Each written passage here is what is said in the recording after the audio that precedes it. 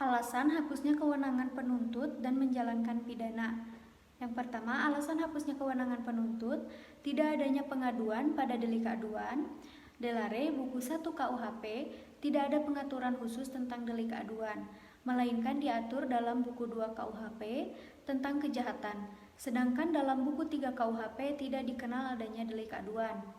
Macam-macam delik aduan, yaitu ada delik aduan mutlak, suatu delik tindak pidana yang karena sifatnya sendiri dari kejahatan, maka hanya dengan pengaduanlah baru dapat dituntut.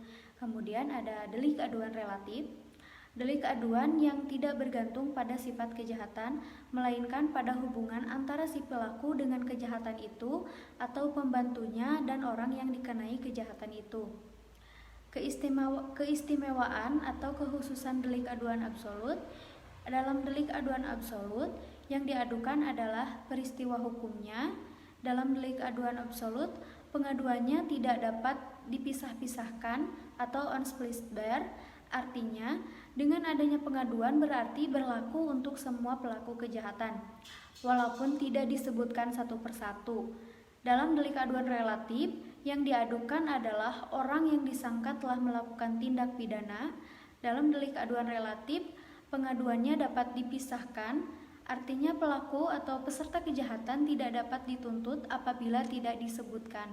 Jadi yang disebutkan saja yang menjadi pelaku tindak pidananya.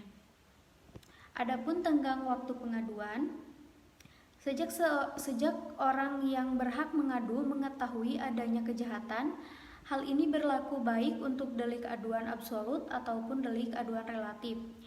Adapun daluarsa pengaduan adalah setelah 6 bulan apabila si korban bertempat tinggal di Indonesia, dan apabila si korban berada di luar Indonesia itu 9 bulan, diatur dalam pasal 74 KUHP.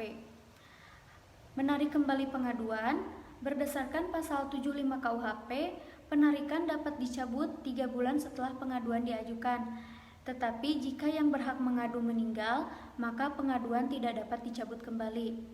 Tetapi khusus untuk delik aduan absolut, penarikan pengaduan tidak terikat pada waktu 3 bulan itu, melainkan selama waktu pemeriksaan dalam sidang pengadilan.